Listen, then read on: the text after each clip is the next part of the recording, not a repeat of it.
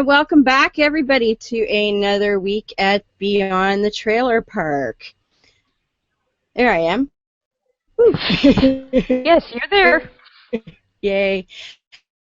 So, this week, there I am. It was being a little pokey there. Beth is being invaded by the Canadians again. I'm sorry, Beth. A friend of mine, Ali, Rizvi and Alishba Zarmeen. Welcome to the show, guys. Hi, everybody. They're coming to us from Tirana. And I have to say, you guys are sitting on your sofa, which those of you out there who know, there's a running joke about my accent and how I say the other word for sofa that I'm not going to get into right now. But yes, that's where they're sitting, guys. Yuck it up later, okay? So, Ali and Alishba, they are from Toronto, as I say, but they both, I know, Alishba, you were originally from Pakistan, and Ali, you were as well, or you've lived everywhere, so it's hard to say exactly. Yeah, I'm actually originally Pakistani. My parents were Indian. They moved to Pakistan. I was born in Pakistan, and then when I was like 5 or 6 months old, we took off, and then we went all over the place. So, yeah, whereas Alishba, I think, stayed there for a while. Yeah, I moved to Canada when I was 17. I went to United World College in Victoria, BC, and I spent 2 years there. Then I went to the U.S. I went to Indiana. Then I went to Northern Ireland and UK. I studied Irish politics there. Then I went back to Indiana. I finished my degree over there, and then meanwhile, I was everywhere in California doing internships there and all sorts of fun things. So, yeah. Sounds like it. Yeah, and you know what? You're ahead of me. I've never actually been out west. So you've been to BC. I have not. And I was born here, so that's pretty sad for me. Oh, he hasn't been there either. Like, he's been living in Canada for I don't know how long now, and he's never been to BC. I actually have never been like, he has no idea what he's missing. Yeah. Okay, well, I don't feel like such a dork now because Ali hasn't been there either. So this is good.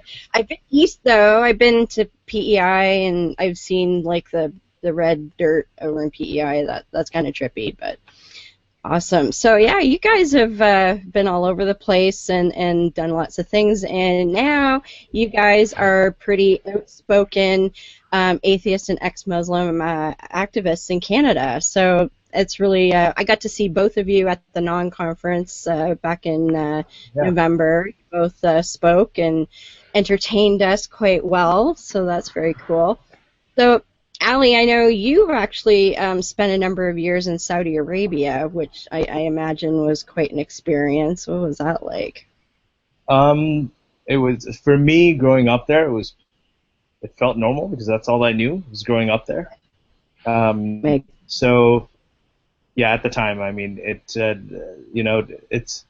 we were pretty protected. Like, my parents were both professors. We were foreigners, so we didn't really mix with the locals. They don't like that. A lot of the sort of the expatriate community and the local community, they don't like the mix with them. So, yeah, we went to a private American school there, so. You know, it was kind of strange because it was in the house. It was a Pakistani household. At school, when we went there, all of our friends and our teachers were all American, and actually international people from a whole bunch of different countries. And then, you know, when we went out in the city to the shopping malls and everything, you know, it was local Saudi customs. So had to get a male driver because women couldn't drive, right. Covered and so on. So, you know, all the other stuff that you hear. So it was quite a mix of different things, and I just grew up. I mean, that was the world to me. I grew up thinking that was quite normal. So I saw that sort of mix of cultures and everything very early on. Right. And Alishba, what was that like for you being in Pakistan? Were you more in a Muslim area of Pakistan, or is it sort of pocketed like that? I grew up in Karachi, so it's one of the biggest cities in the world, and it's very cosmopolitan. Pakistan is slightly better than Saudi Arabia in the sense that there is no compulsory head covering for women.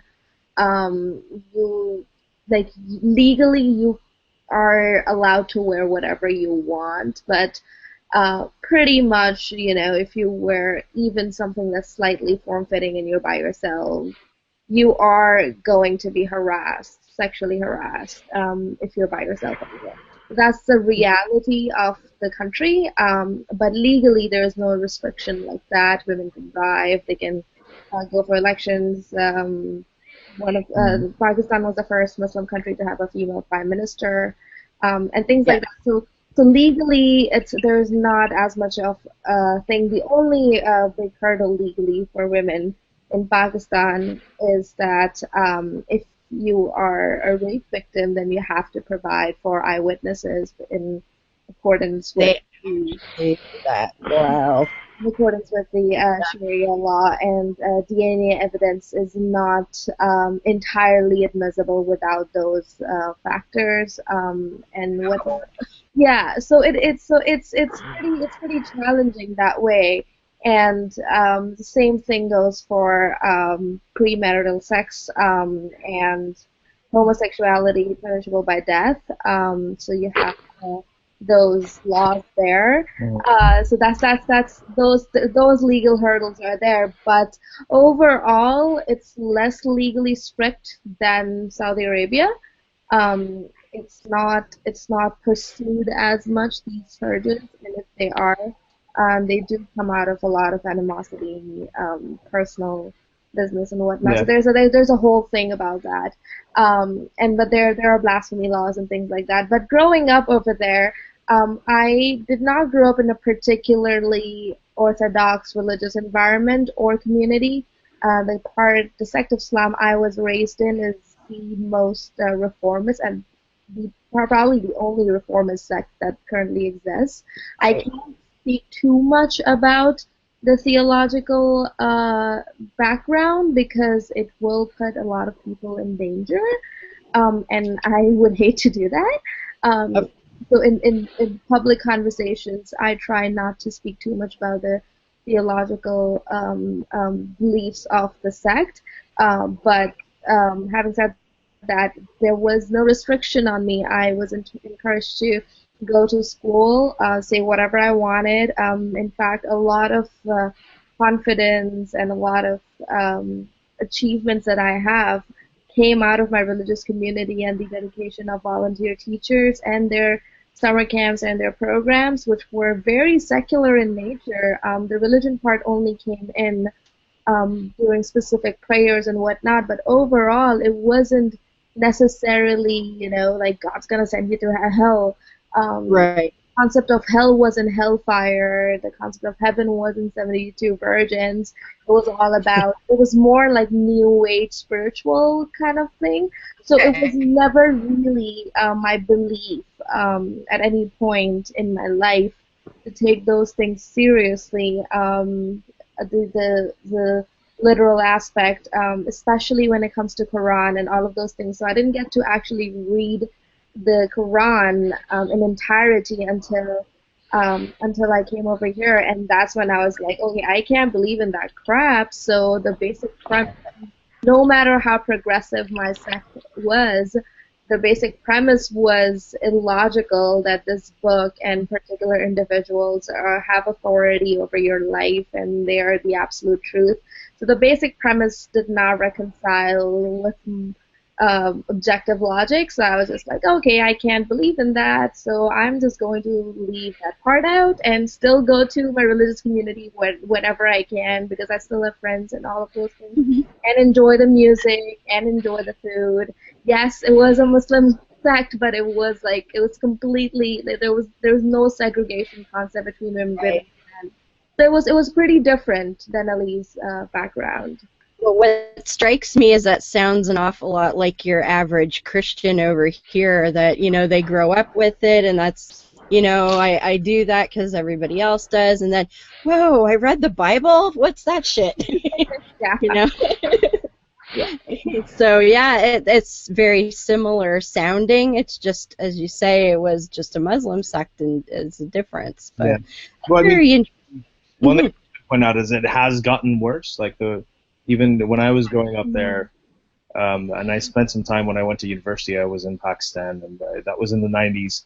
So it was kind of getting a lot of the sort of the people that, or what they call extremists. That's obviously a loaded term.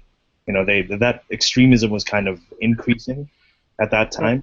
So now the situation's a lot worse. I mean, even like the sects like what Alishba was talking about is like some of these sort of minority sects. I mean, they're all basically targets now. You have to be very careful. So that's one of the reasons I cannot speak too much about the theological differences in public, but I'd be happy to discuss. I feel like saying like every time we say sects, we should spell it out. Yeah. I know. I feel the same way. The sex is a target too. I mean, they don't like sex a whole lot there either, but that's just. No, they don't. They don't want anyone to have sex unless there's babies involved, I think. I know. And that kind of goes with any. The monotheists are really bad for that for some reason. I don't know. It's that comes with the whole idea of one everything, one perfect thing. So it's when you're going to introduce an idea of singular perfection, you are going to get those very, very strict ideas around it. Yep, absolutely. But now it's interesting to contrast the differences in your experiences, but then you both sort of came to the same place. So Ali, you, like you said, you didn't know any different. You were, mainly in Saudi, and that's what life was. And so when did you start to kind of wonder about this stuff? I started wondering about it right in the beginning. Like I did sort of like dabble in and out every time I had exams in high school. I'd get a little bit religious, start praying before the night before an exam, that kind of thing. So was been guilty of that. Yeah, I was a bit of an opportunist when it came to my religiosity, but it started like actually when I was 5 years old. It was one of my earliest memories. I had a cousin who was 3, and she was in England. She's my aunt's daughter. And she had childhood leukemia, which, we have a cure for now, but at that time it was incurable. So she was 3 years old, and I remember she was really sick, her gums used to bleed, and, she had all of those usual symptoms. And then when she died, she was in a room, and, everybody was in the room. The entire family came in, extended family. Her mother, who's my mom's sister, was there. My mother was there. Their younger sister was there.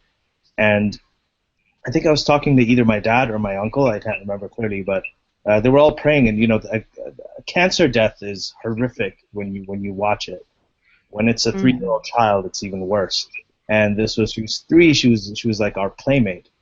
She was our cousin. And so when she was gasping towards the end, then I asked. I think it was my dad. I asked my dad. I said, what's going on? And he's like, oh, Allah's taking her back. She's going back to God. And I was trying to reconcile that because I'd always been told Allah was good.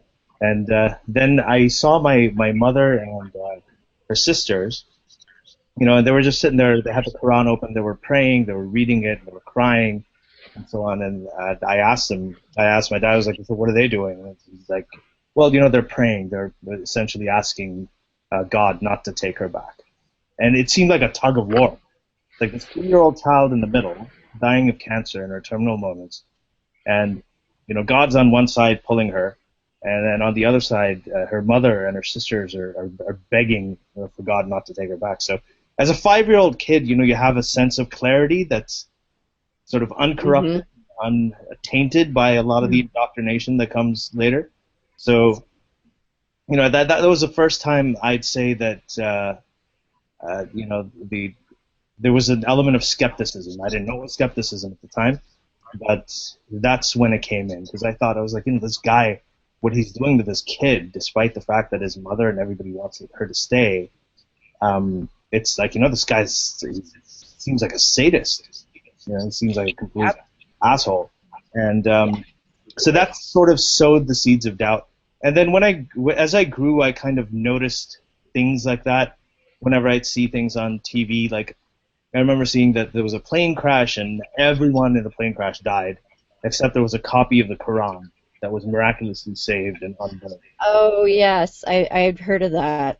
And that you see that often. I've seen stories like that like throughout when I was growing up, and I always used to wonder. I was like, why would God so many copies of the Quran in the world? Why would He kill all these people? And just like okay, I'll just save this book. And I'd see that on TV too. People would be thinking like the hurricane that wiped out like hundreds of people. There's one couple stand there. It's like well, Jesus, thank you, Jesus, He blessed us, and God saved us. We have God to thank for this. I'm like, what makes you so special? And God didn't think that all these other people were special enough to save. So these are things even as a kid. Like after that first incident with my cousin, when I was growing up, I would kind of notice these little things and I was actually surprised that nobody else noticed them. All the adults around, it seemed to make complete sense to them for some reason. So. And think of, okay, God wants to take her home, but why does He have to do it in such a nasty, awful way? Like, that's a move. Like, even if you could kind of process okay, God wants to take His child back, but why does it have to be so nasty, I read somewhere, and I can't remember who said this. There's someone who said, I don't know if it was Bertrand Russell, or I don't want to misattribute the quote to somebody, but they said that if you really want to, develop any doubts about religion, just go to a cancer ward in a pediatric hospital. And I remember seeing that, and I'm like, okay, well, that makes sense, because that was my introduction to skepticism, right there and then. Yeah, no, that makes total sense. So, what made you guys decide? You both came to the same conclusion. We're atheists, and we don't believe any of that hocus pocus stuff. What made you guys decide to start speaking out and be more activists than just atheists? Well, I'm going to start. Okay. Yeah, when I was growing up in Saudi Arabia, like I saw, there are many things. Well, just to make a long story short, what happens is there's a lot of people in the places that I grew up in who are not able to say what they need to say. And many of them are victims of this ideology and this sort of like all the religious lunacy. They're victims of it. There are people who are not allowed to marry the people they want to. There are people who have to lose their lives or disowned. All kinds of things just because they don't have a voice, and you don't hear from them much, because when they do speak out, you get what's happening to Raif Badawi, right, in Saudi Arabia. Yes. The blogger who's being flogged and who's in jail for 10 years. And worse. You hear people being killed. People being beheaded for apostasy, for heresy, for all kinds of ridiculous crimes, or even in places like Paris, people being bombed for and killed for drawing cartoons of the Prophet, or whatever they want to do to express themselves. So sorry, go ahead. I was going to say, I was listening to your interview with Joe Rogan, and the sorcery thing. I was like, holy crap, really? Sorcery? That's a very serious crime, though. It's punishable by death, and they are doing it as we speak. Well, the history behind is that the Prophet was the victim of black voodoo magic, so that's why those things are real, because the Prophet said those are real. Yeah, they're considered to be real in Islam. So, and pretty much in most of these sort of like mythological belief systems. The good old jinn.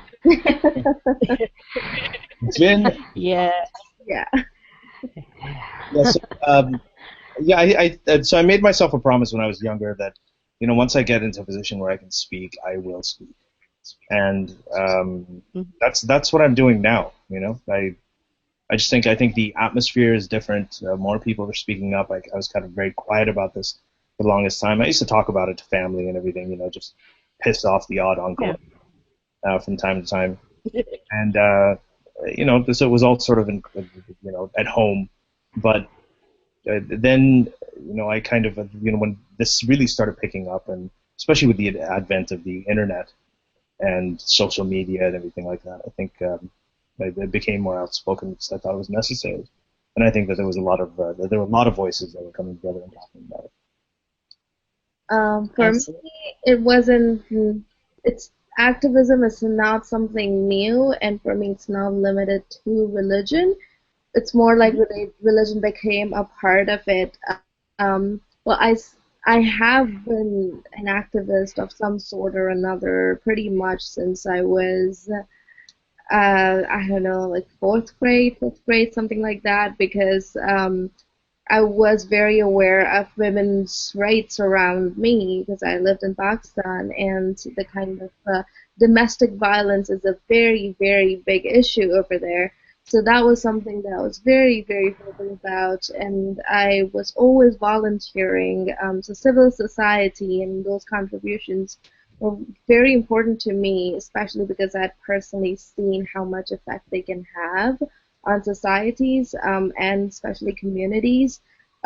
My community was an example. Then the school that I went to Catholic school for 11 years, and it was entirely the effort that we all used to put into our extracurricular activities, our volunteer work, that it was not the top ranking school, but it was a very, very tight community, and something that a lot of my other friends who went to better schools in Pakistan, they don't have that connection.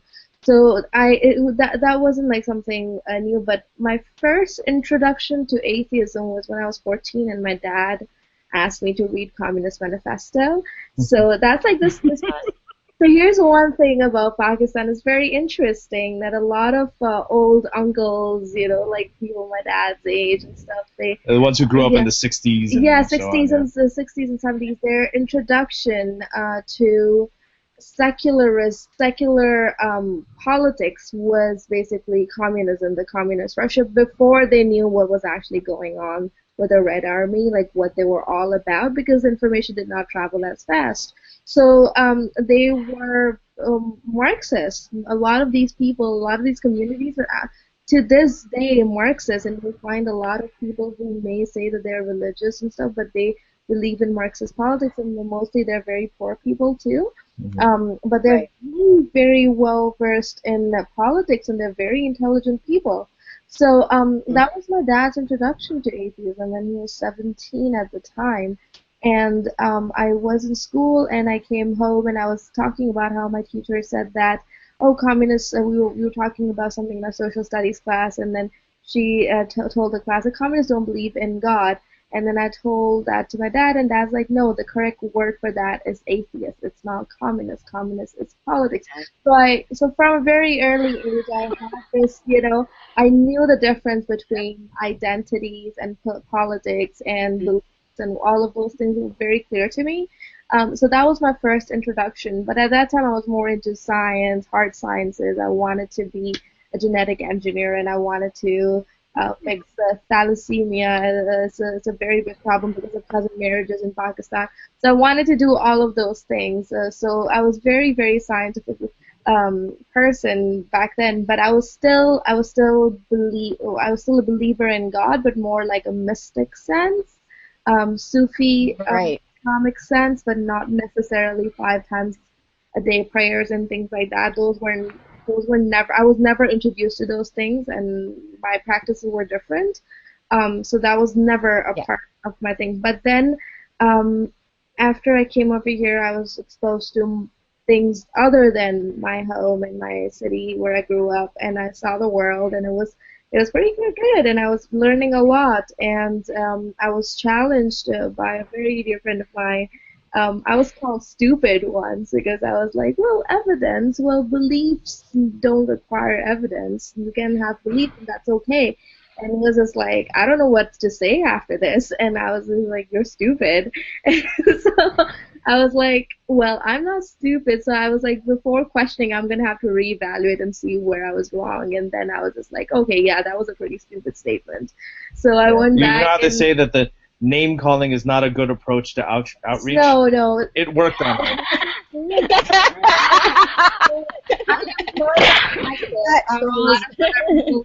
Like sometimes when I see like very, very outrageously ridiculous comments coming from people who are otherwise capable of being logical. I am not ashamed to be like, okay, you're stupid. I think that annulment has its time and place, and it can be very effective. I'm a little bit different, and you know, it has it is very entertaining. Here's it does work. But it here's is the thing: you need both, right? You need PC people, and you also need. You're right. You're absolutely right. I've been in that discussion with people before, and I try not to. I don't know. I kind of tailor my approach to the person, but I have been known to go off on somebody and say, you know, exactly what I think, and sometimes I think the harsher for what? You don't think I do that? No, she's kidding. No, I think that. See me on Twitter. I actually was very influenced by Hitchens too, because he used to do that too in a very, very classy way, and it worked every single time, right? Mm-hmm. So it was one of those things. Yeah, but like I did not start my activism about secularism until I went to Northern Ireland, mainly because I was never personally affected in a traumatic way by religion. Like I don't have necessarily like, you know, like the sad story about my past and religious beliefs and whatnot. I was never surrounded by negative people or negative beliefs or something that restricted me. Apart from you know, like there are certain things you shouldn't question. Even then, that wasn't like basically like I was never told those things explicitly. I was always encouraged to question.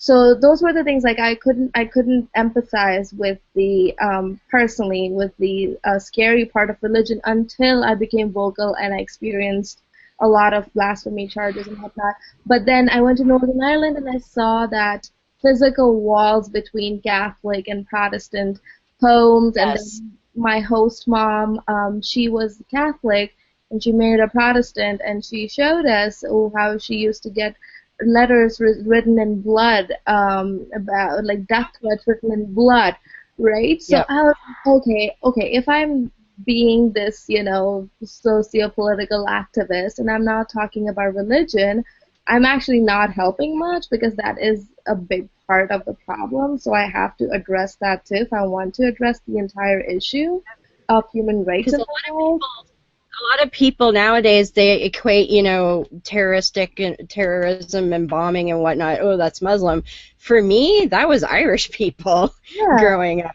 That's what we used to see on the news all the time. I'll just say Timothy McVeigh. Well, Timothy McVeigh, yeah, too. I remember that too. But when I was a kid, you know, you always like, oh, there's another bomb went off in Northern Ireland again. You know, that was what we grew up with. So that makes sense. Well, you grew up here, right? But generally, are you Irish by? Yeah. Well, Scottish, Irish, and English. So yeah, that's my peoples. But yeah, and like my family's been in Canada since like the 1830s, so we're pretty Canuck as it goes, and so nobody would be like, ooh, that's the homeland. But I've always been kind of an Anglophile, and I'm a history nerd, and that's kind of where I know more history about. But I just remember that being as like a little kid, you know, 5, 6 years old, watching the news with my grandma, going, why are these people blowing themselves up or blowing each other up? And I don't understand, like, you know, because here, you know, we go to church, we go to this church, you go to that church, and nobody gives a shit. Over there, it's like, you're a Catholic, I'm going to blow you up. Like, I don't... Sounds so familiar. Like, to this day, when I used to walk to my campus, my university campus, from home in Northern Ireland, I was in Derry or Londonderry, depending on which side of the conflict you emphasize with. So I call it Derry because a lot of my friends were native Irish. They're like, don't call it Londonderry. So I used to cross. Yeah, it was very fascinating. So yes, I used to cross 2 schools, and they were the same schools. Like the structure, like they were just like across, like literally like cross each other's. One was Protestant and the other was Catholic. So the way they drain funds off the province is that if one school closes down because the government doesn't have funds to support it anymore, then they demand that the the opposition must be closed down too. If they open a new school because there's demand and there are a lot of kids and they can't contain them in one particular school, they have to open another one even if there are only two kids going there, just because of the divide, right? So it's pretty ridiculous that like to this day they refuse to even go to school with each other, and I'm just like, okay, I grew up in Pakistan and I've never personally experienced anything like that. I went to a Catholic school and I really, really hated one of the nuns who was my headmistress, but other than that, I really did not have any issues. Yep. It was very interesting for me because it was the first time I was seeing physical segregation at a school level. And if it doesn't happen in Pakistan, I was just like, why? Why is it happening in white people land, right? So it was pretty interesting, and that kind of pushed me over the edge, and that's when I was like, I'm going to Google CFI, and then, like I was like Googling secular institutions, secular organizations in the U.S., and I got introduced to SSA and CFI and all of these awesome places, and that's when I started writing and doing lots of things because I was like, if I have to, I have all of these examples and I can compare these things, and if there's no way religion is not doing any harm. How did the nuns take having a Muslim in Catholic school? That must have been kind of trippy for them. Well, there were some of the 72 virgins, right? We were 90% of us were Muslims in the school. It was run by the Catholic Church, and there's a very big Catholic community in Pakistan, actually. And I went to the school, one of the bigger churches, and I think the church has been around for about 120 years right now, or something like that. So it was founded by the British when they invaded, and all of that kind of stuff happened. So a lot of Karachi's got a lot of sort of Catholic schools, Catholic right? schools and Zoroastrian schools. The Zoroastrian community in Karachi, they're dwindling now. They're moving, obviously, because nobody is safe there anymore. But they had some of the best schools in Pakistan, historic best schools in Pakistan, were founded by Catholics and Zoroastrians, and it's like every parent's dream to send their kids to those schools, especially because they also have segregated campuses. Right. So it fits right in with the Muslim idea of segregation and whatnot, but you also get very good education. So a lot of my teachers were the British expats who never went back after Pakistan-India division, but they were British, the original colonizers. But I owe a lot to them because they basically taught me how to. At that time I hated it. I have no problem with people wanting to sit however they want, but I love the way they taught me. Like, this is the way you should be sitting. This is the way you should be putting your feet together. This is the way you should be walking. So it was very graceful. I used to get annoyed at times because they were very constant, but I think it really, really prepared me to be out there and how to make people, because a lot of the things are dependent on the way you talk and the way you walk. Like the kind of people you want to speak to and all that kind of, it has an impact, and that's something we can't run away from. So a lot of etiquettes and all of those things. So it was actually nice, but there were some nuns who were just like really hardcore, and everybody I talked to, we all hated some of them. But most of them were very, very good people who had a very big influence in character building. It was good overall. Cool. Well, let's take a quick break, and it's time for the creation moment of the week, and we will continue talking when we come back. It's about 7 minutes this week. Let me get my screen sharing happening here, and we will be all good because my computer is being persnickety again. Oh, and I do actually now have a second screen, so it makes this a little easier than it did. It helps if I share the right thing. The nice thing is I can edit all this out before I put the audio up.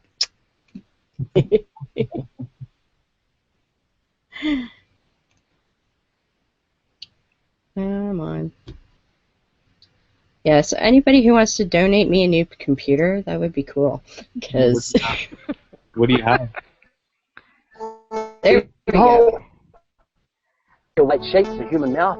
It's chewy, easy to digest, and it's even curved toward the face to make the whole process so much easier. I choose to believe that the earth is young. When we do that, when we understand that creation is the truth, then we understand where all of our doctrine comes from as well. I just want to let you know that there actually is a book out there that actually tells us where matter came from. Bill, I do want to say that there is a book out there. So next time you hear on television somebody say millions of years ago, what's the question we're going to ask them? Were you there? Were you there? Call them up on the telephone and say, excuse me, Mr. TV man, were you there? Only way we could know what happened in the past if someone was there to tell us. That's right, dinosaurs lived beside people. And of course you'll have an evolutionist who'll say, that's not right, dinosaurs lived millions of years ago. What do you ask them? Were you there? Welcome to Creation Moments, a little slice of creation silliness that I get in my email every day, and I'd like to share it with you so that we can all get a taste of just how crazy creation shit is. On this week's Creation Moment, we're going to talk about self-esteem, or narcissism, or self-esteem, or... Taylor's really fucking confused this time. Let's just listen. Pop psychology has for years declared that troubled young people, especially those who become violent, suffer from low self-esteem. But 3 studies released in the summer of 1999 conclude the very opposite. Young people who become violent have too much self-esteem. I'm starting to think Taylor doesn't think anyone who listens to his tripe knows how to read. Of course I looked this up. Not only is he using data from 1999 again, but inaccurate data too.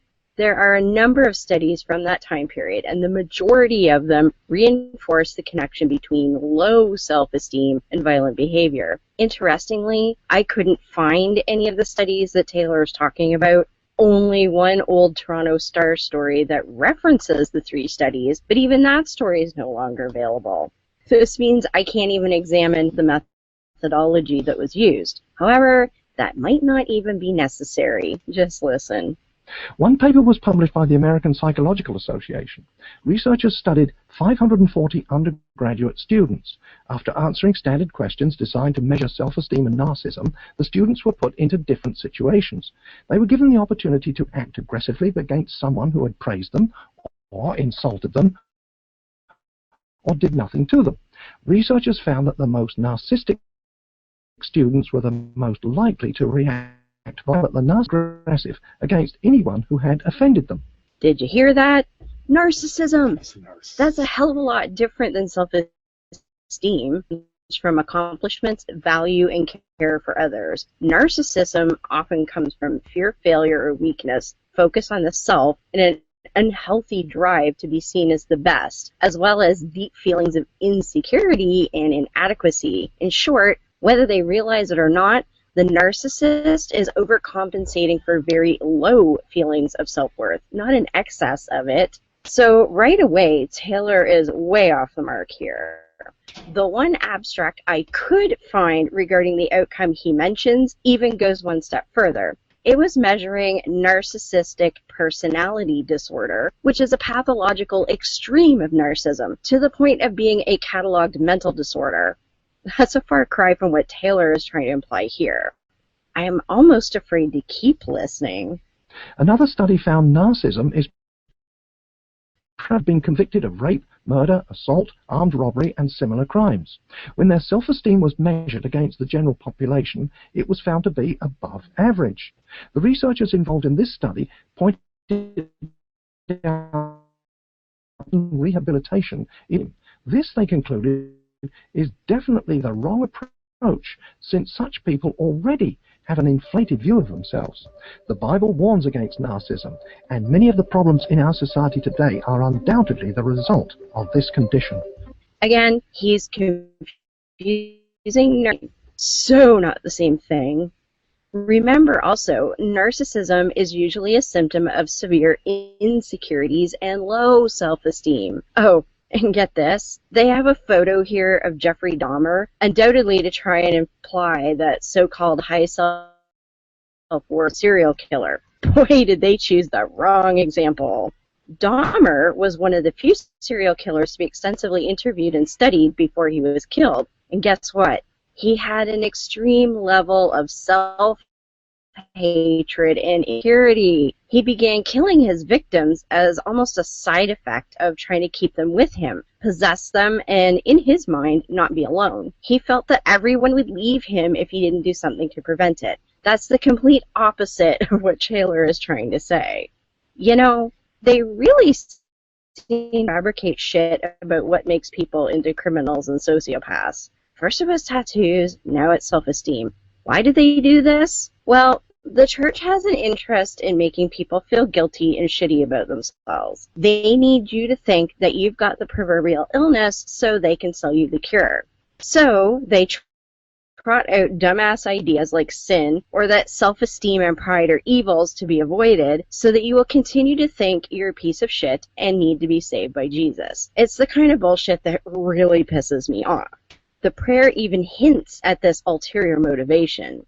Father, it is enough for me that you love me enough to save me. Save you from God, of course, who was such a shitty creator that he made something infinitely inferior that his creation has to keep begging for forgiveness forever. Nice, eh?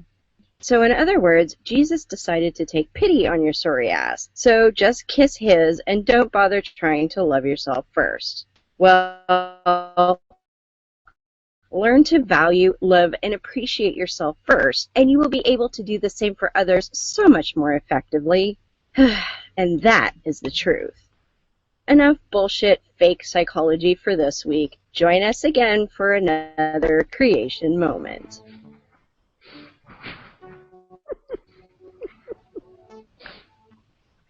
You're starting to sound like me. Yeah. I know. So Ali and Alishba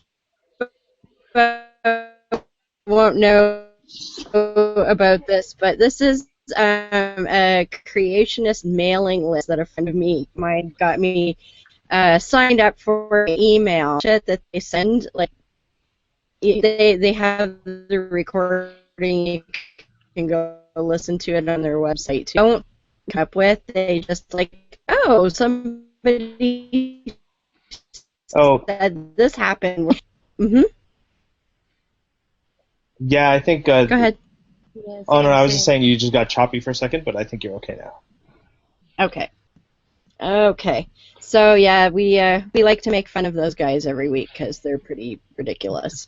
Like one of the first ones I did, they were going on about how great this frog's reproductive mating system was, and I went and looked it up, and the frog is extinct.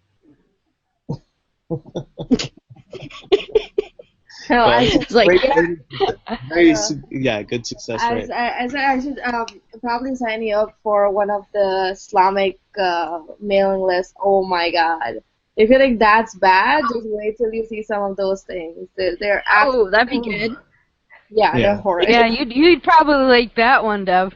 I probably would. I've had a couple of when I first opened my Facebook, my heathen Facebook, I was just accepting anybody's friend request because I really didn't give a shit.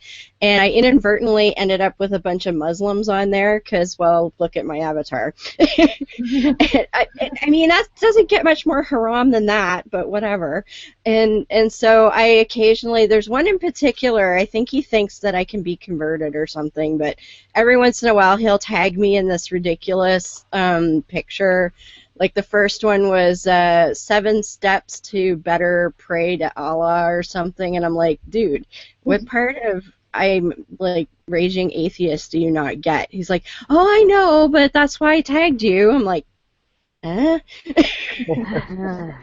and then the people on their friends list get pissy when I'm like, but it's all made up bullshit, and they're like, don't say that, Allah.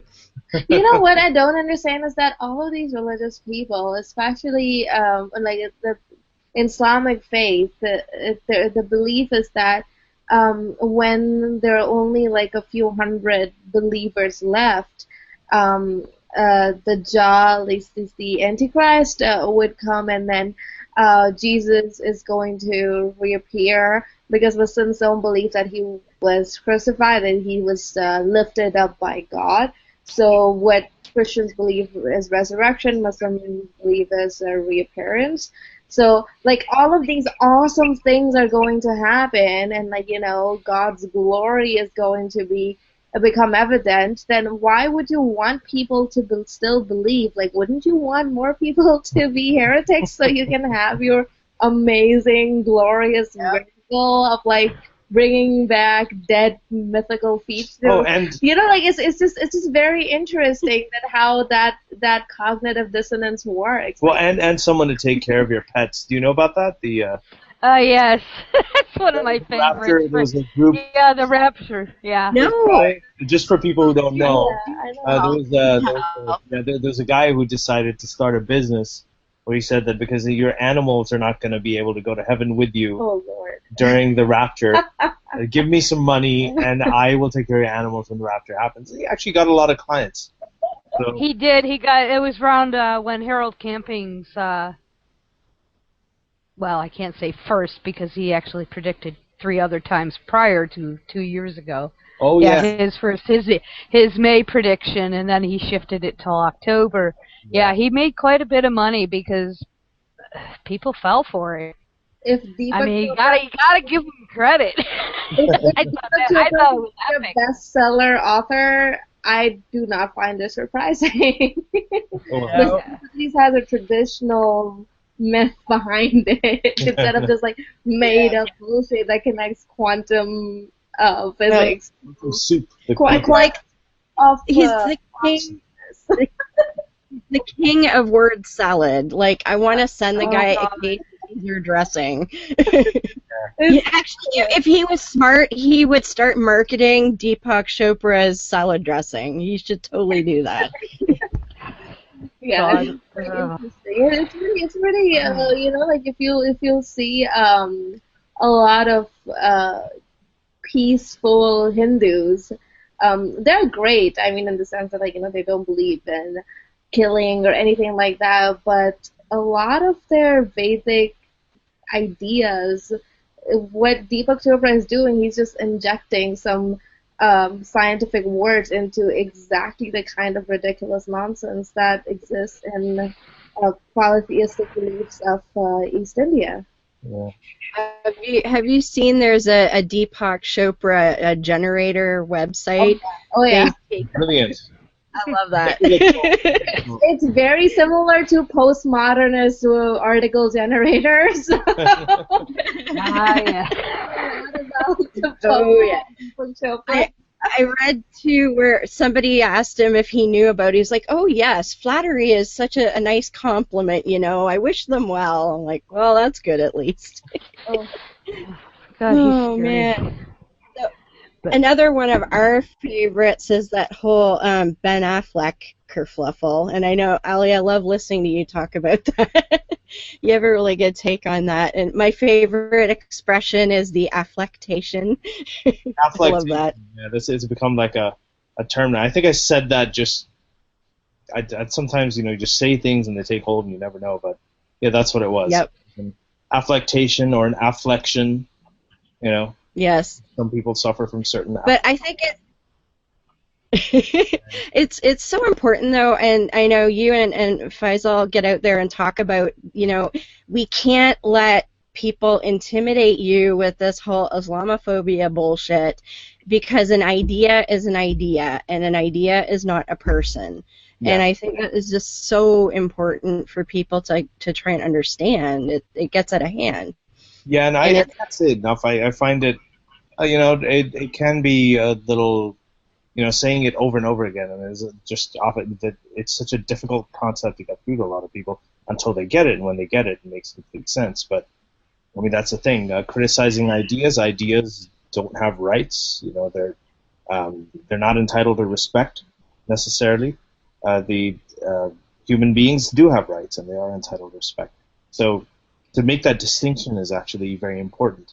And I always find that, you know, that's. Go ahead.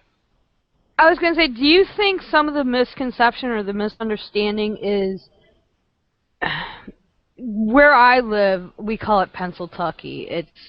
they're not the smartest people.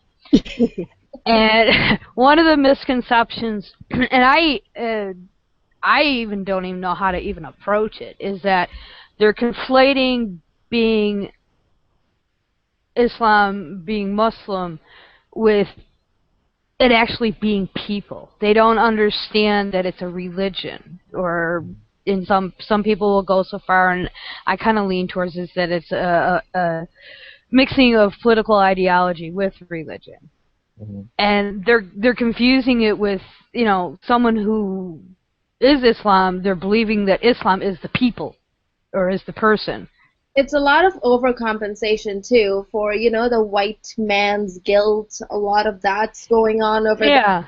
And a lot of these people actually sympathize with the idea that we should respect all religions, right? So it's one of those things that their soft corner or their leniency is not restricted to Islam, but they would extend the same, lack of a better word, courtesy to other beliefs too.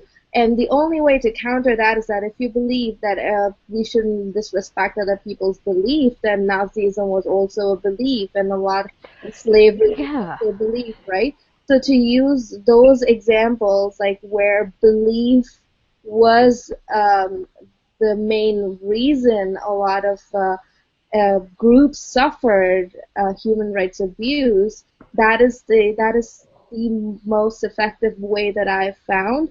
But speaking specifically about Islamic religion and Muslim people as separate entities, it's something that they have to. It's something that you have to be a little bit older than a college freshman. Yeah. Because like a lot of the times, you know, they're very sweet. You know, like I can see, because I was surrounded by them. I went to a very hippie Quaker private school in Indiana, so I understand that they have the best intentions at heart, and they are like, they want to be the champions of world peace. But these very important intellectual distinctions, you have to just place it in an academic context, and that's the better way to address that. And for the rest of the world, you can just use these horrible atrocities that belief made happen. Yeah, I'll actually, just getting to what you were saying, Beth, you know, just to talk about something a little bit. In a lot of ways, I'm Islamophobic. Right, like if I, you know, Raif Badawi has a very good reason to be Islamophobic, because, you know, he's over there. If he says the wrong thing, like if I blaspheme, if I do anything, then in the places that I grew up, you know, if I'm not executed by the government, I'm going to be executed by the mob. So there's very good for me to be scared of the idea. Phobia is an irrational fear. I think that in this case, a fear is rational. On the other hand, I also have brown skin. I came from Pakistan. I grew up in those parts of the world. Mm-hmm. I have a Muslim name. I come from a Muslim family.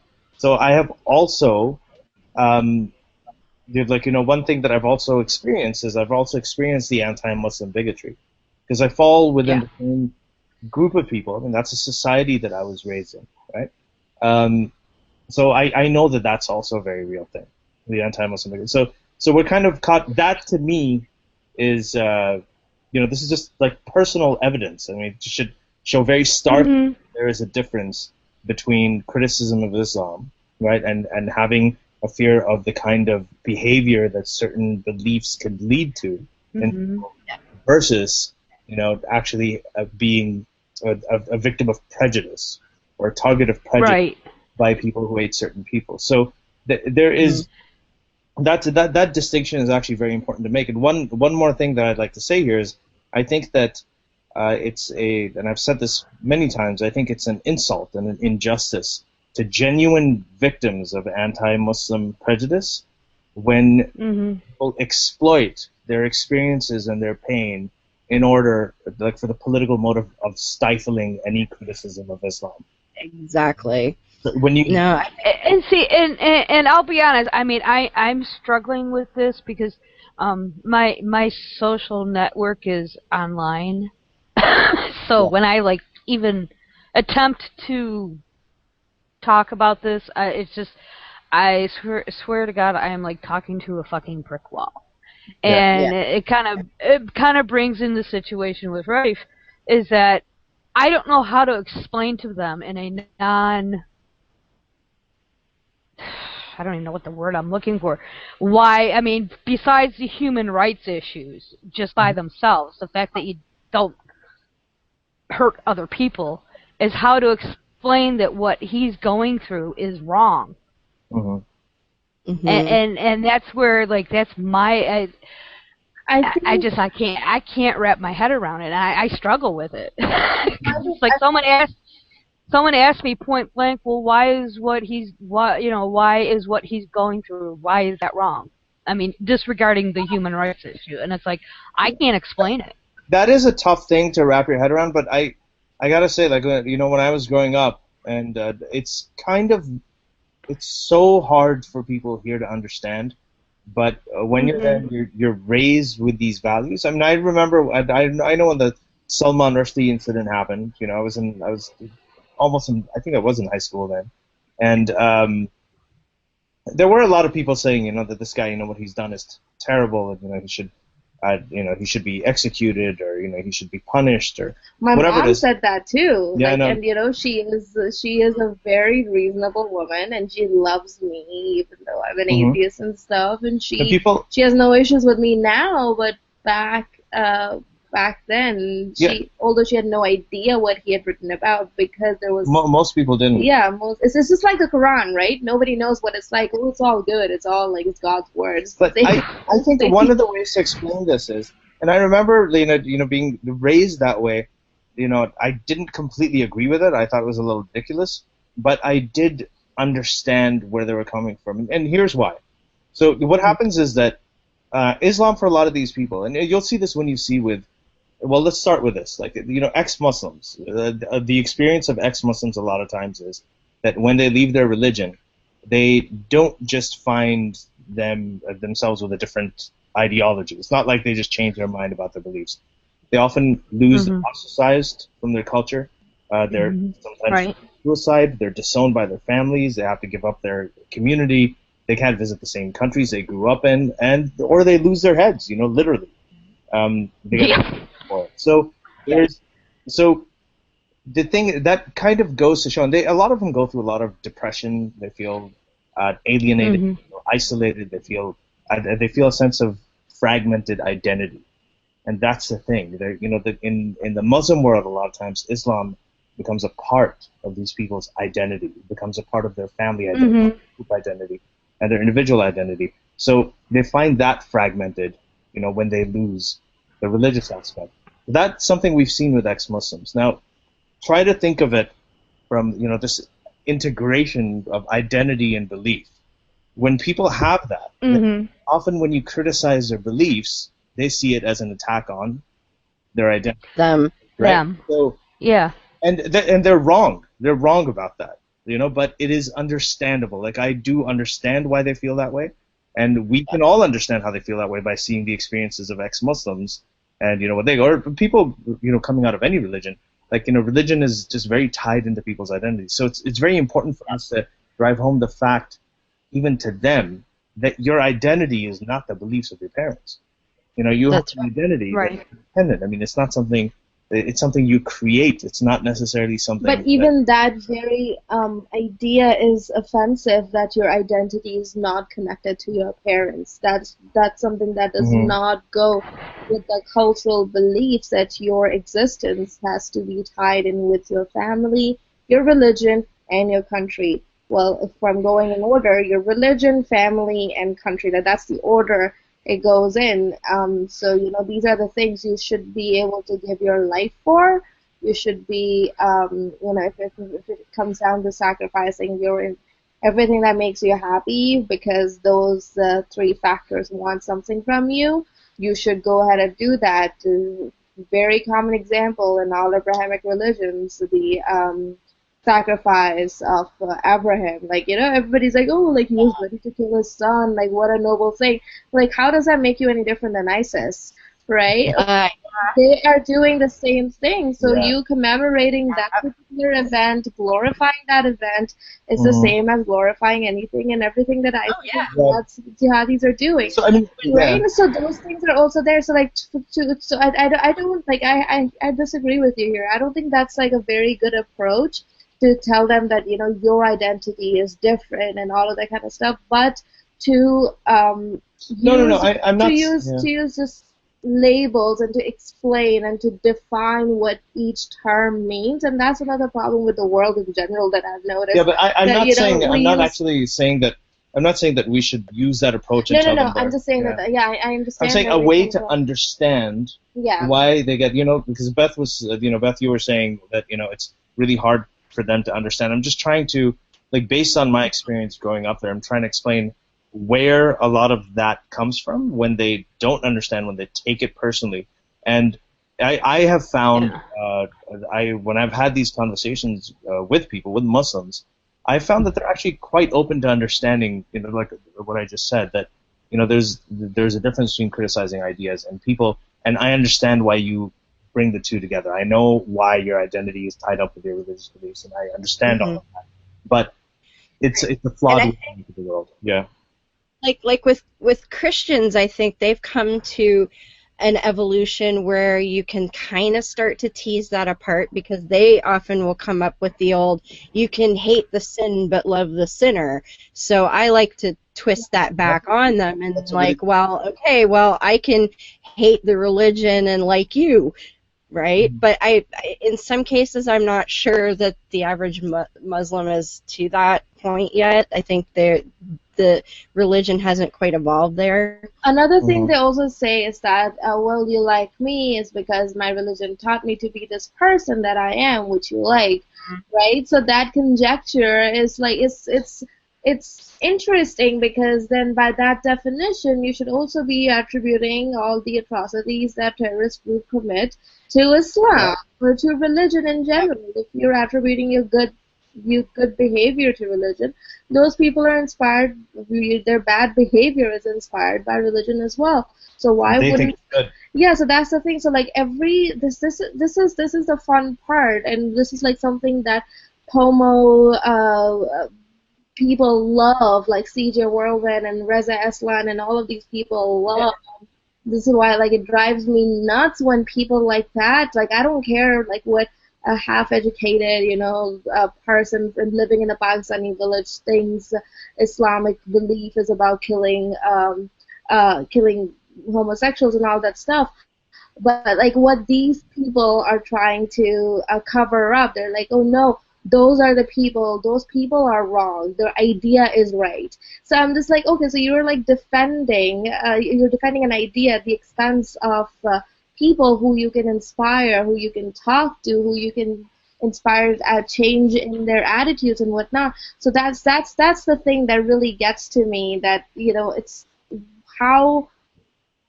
why are you so stuck? I mean, I understand why they are, but even after being exposed to so much of world politics and literature and ideas and people, you are always going to have these adamant people who will put their personal lifestyle as the representation of what the literature of the religion says.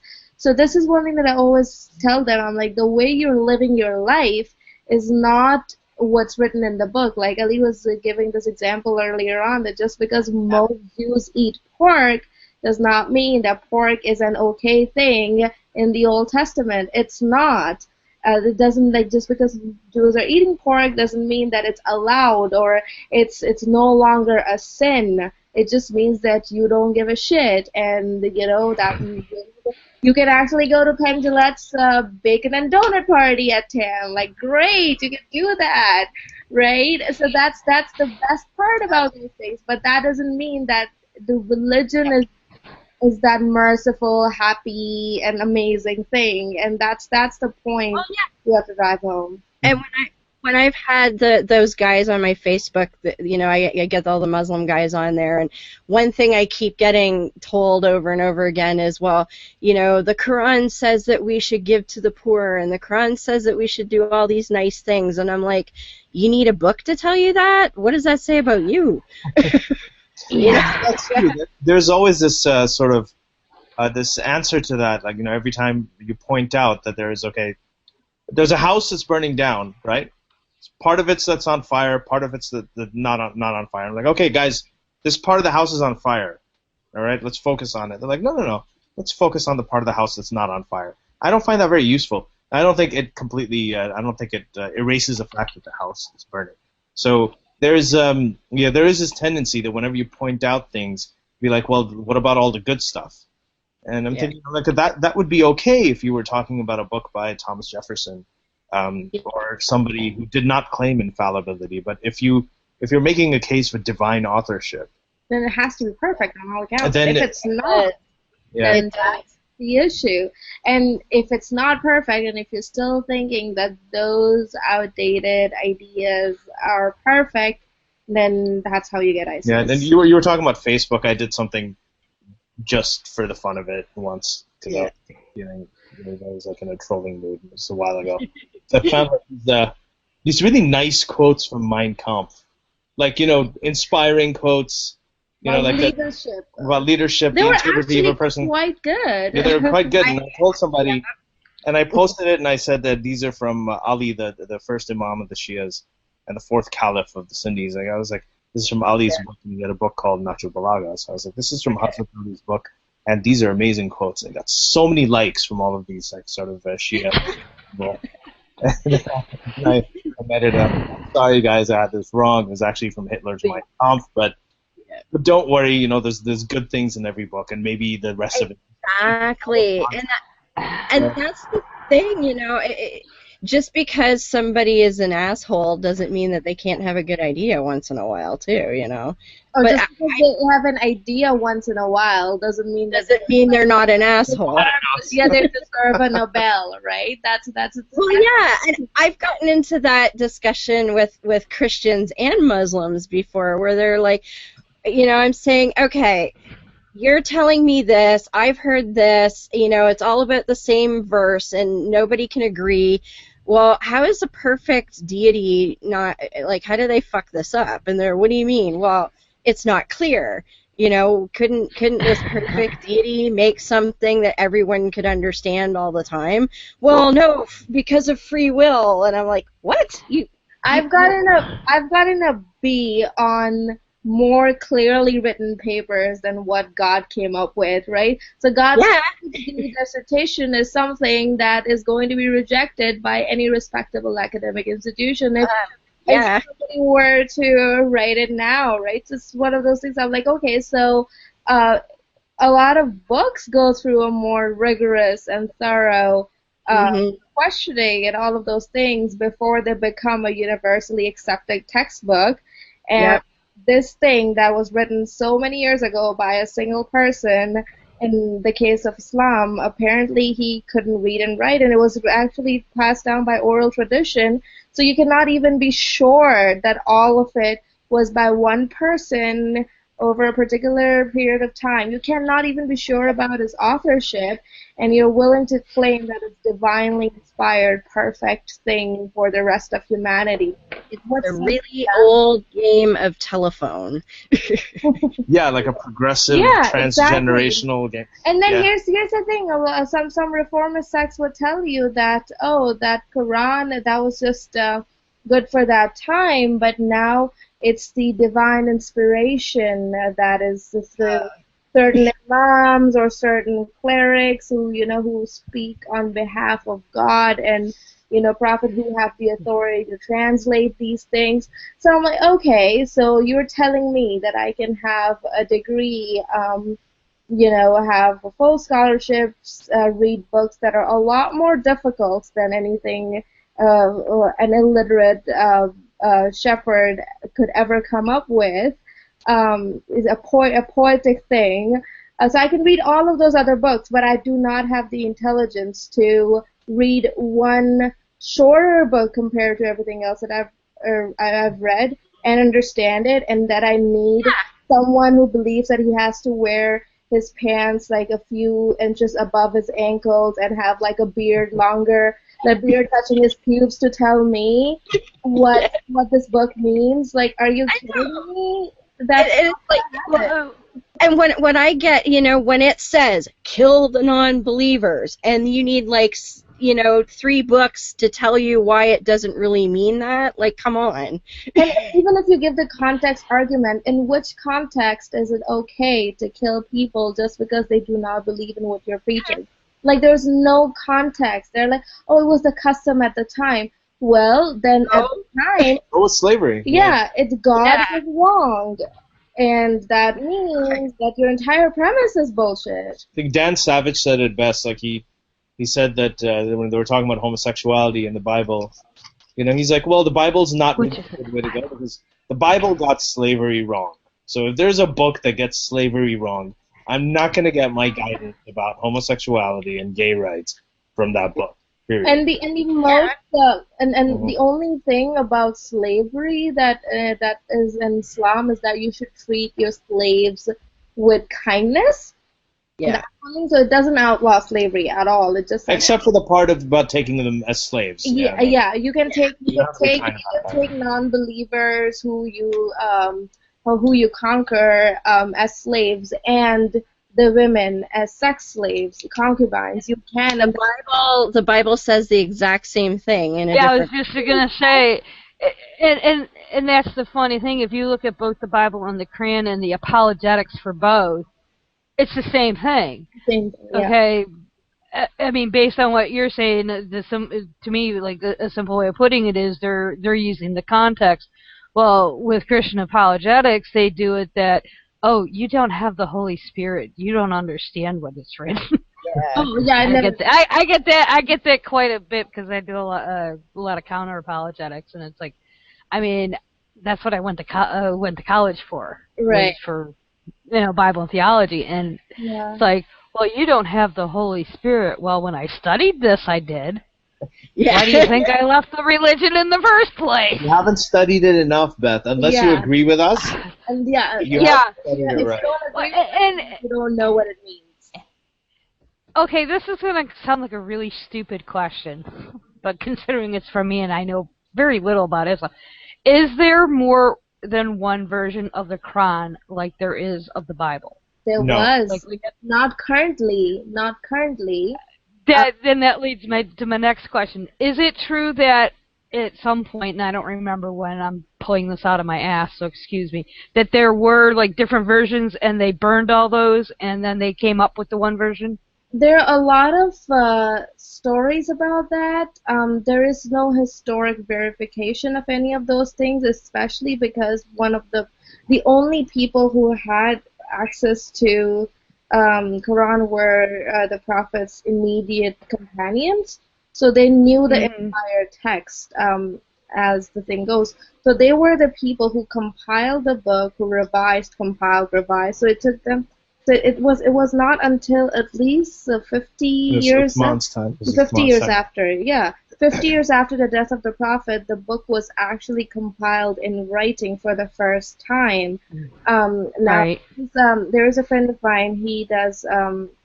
His name is Kling Shore. He does Gin and Tonic Show, and a couple of other things. So he's studying Islam, and he talks about all of that stuff. So he actually made a flow chart of different revisions Quran went through before coming down to the one book that, of course, all the Muslims are going to deny that, because this book is changing and is the one book that God has said that He will protect until the end of time. So if if God has said so, it can't happen. Well, the one that I always get too is, okay, so I've been told many times that, number one, I'm misinterpreting the Quran because it's not in Arabic, Or number two, I'm misinterpreting the Quran because I didn't talk to an imam first or some scholar. And I'm thinking, so Allah could figure out that a good chunk of the world wasn't going to be able to speak Arabic. Well, I describe that in a certain, like, whenever I think a lot of the sort of like the moderates and the apologists, they kind of have this idea. And I have a quote, they say, put down that Quran and listen to me. That's basically what they're saying. My explanations for all of this stuff are better than the word that God wrote himself literally in the book. So I think a book is, you read a book the way you read any book. Of course there's historical context. Of course you have to look at it that way. But most of the people who tell you that you're not looking at the context, they don't know the context. Yeah. Oftentimes, Right. the context makes things worse. A lot of times, you'll see that they will tell you, no, you're interpreting it wrong. This actually has a much better interpretation. What you're saying is much nicer, and flowers and bunnies and everything. But then when you actually read up on it, it's not flowers and bunnies. It's the exact opposite. My favorite counter argument is that, so I need to learn Arabic to counter the Quran, but you don't need to learn Arabic to know it's a divine book. Right? Because most of these people, they have never learned Arabic ever. Like, they don't know what's in that book. They've never even bothered to read a translation. They haven't themselves gone to any imam and been like, can you explain every single verse, to me, and taken those. They have never done any of those things. I've talked to a lot of. So you're gonna tell me that this book is perfect because your mom told you so, as opposed to me actually reading it. I'm not gonna deal with that. And and I just wanted to say one more thing before we move on to another point, that as we were talking about when we met last time in Toronto, that about Quran and the Bible, the overlapping, why those things are there, and why a lot of Sharia law, a lot of those punishments, like cutting the hands off and stoning and all of those things, they are not in the Quran, but why they're in the traditions of the Prophet. It's because he married, his first marriage was to a very, very wealthy widow. She was a widow, right? A very wealthy widow who was about 20 years older than him, and she was the one who gave him employment, and she made him her merchant to represent her. And he used to travel all across the Arabian region, where he was introduced to a lot of different religious beliefs and traditions. And those traditions were also present in Mecca because it was the trade center, and a lot of people used to come over there. Damascus a lot. Yeah. And Khadija's brother was a Christian priest, and he taught him all about Christianity, all about Judaism, the return of the Messiah, and all of those things. His uncle was also Christian. His uncle was Christian too. He was surrounded by pagan mythologies, the lunar calendar, and all of those things. So those things were all plagiarized, as like he would go in a cave and sit there and be like, "Oh, Gabriel came to me and told me to preach this to the mankind." So all of those things were directly plagiarized from all of these texts that he was exposed to before he announced his prophethood. No, I don't think with Muhammad it's interesting. Yeah, a lot of it is from the amputation is just a little thing. The amputation is in the Quran. The stoning to death isn't. But a lot of it actually comes from the Old Testament, and it's because of the people he traded with in his professional relationship. And I don't think he meant badly. For that time, a lot of the changes he brought were actually very progressive for that time. So, when we look at the founding fathers of the U.S., like Thomas Jefferson, he had a 14-year-old slave girl who he had a child with. This is George. They were all slave owners, all the founding fathers, and we kind of, because they don't claim infallibility, we let that go and we look at their positive things and we say, all right, we give that a pass because it was a very long time ago. Yes. And so I think it's the same kind of thing. The only problem is that he claimed infallibility. The book is supposed to be infallible. So that is why, prophets, or people who claim prophethood, do come under a lot more scrutiny. Because they have to be held to the standard. It's classic Machiavellian move. It's the prince in action. That's all it is. If you say God told me so to do that, all of those things, it just makes your process a lot faster than doing what American Constitution says, which Boehner kind of overlooks every now and then, but must have Muhammad sounds an awful lot like will Joe. of the people, the good majority, and then the process, litigation, lawmaking, all of those things, representing people's wishes, and even the minority voices cannot be overlooked in lawmaking, right? Those have to be included. It's not like the general will is not the will of the majority, but the greater good, and all of those very, very difficult concepts. You don't have to deal with that. You don't have to invest billions of dollars in your campaign. All you have to say is, God told me to do that, and you have the GOP. I was just going to say, No comment. The way you put it with Muhammad there sounds like Joseph Smith, because absolutely. and these guys, like, I don't think there has been an original monotheistic religion since the Aten, in ancient Egypt. Mm-hmm. Like, they just all steal from, the early Christians stole from every pagan they ever came across, and like, oh, well, yeah, that was really Christian. And then, everybody steals from the original Christians, and it's like nobody has ever come up with anything original since. What's interesting is like the god with the highest status in Hinduism is Brahma, and his partner was Saraswati, and there's a lot of things about Brahma. Abraham's father was Terah in the Old Testament. He came from a place called Ur, and that's like you are, and nobody really knows where that is. It's supposed to be in Persia. Is it further east? So there's there's a lot of parallels between the stories of Brahma and Saraswati, which predate Judaism by I think like over at least a couple of thousand years. So well, if you think about it too, with supposedly it was a whisper in Abraham's ear, Hebrew religion was polytheistic. Yeah. Mm-hmm. He was the, quote, founder of the monotheistic religion. So there's your parallel. I mean, it was probably brought over from the East, possibly Hinduism, and he had a whisper in his ear. Last time I did it, put me in the hospital. And he also went, after he conquered Mecca, he went and he destroyed all the idols that were there. Yeah, we were talking about that before, but the Kaaba had all of the pagan idols in it. Exactly, and ISIS did just the same thing a few months ago, and everybody's like, oh my God, this is terrible, they're destroying history, and blah, blah, blah. Okay, well, they're destroying history. Very, very, very sad. But what Muhammad did was even worse. Not only he did not leave anything for future historians to see, like, what the origin of that particular place of worship. Like, you can't go there. And if you're not a Muslim, you cannot even go in that city.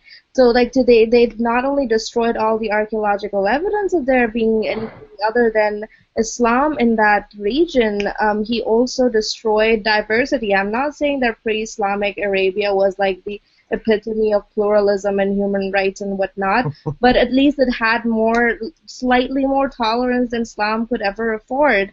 So you had those things, and then there is also a meteorite. I mean, we don't know that. Well, we don't know that for sure. Anywhere where you have the liberty to have your tribal god represented in the common place of worship, that is more diverse than what Islam would ever say. So that was one thing that did happen in Arabia, in Mecca, that you can have all of those gods that you believe in.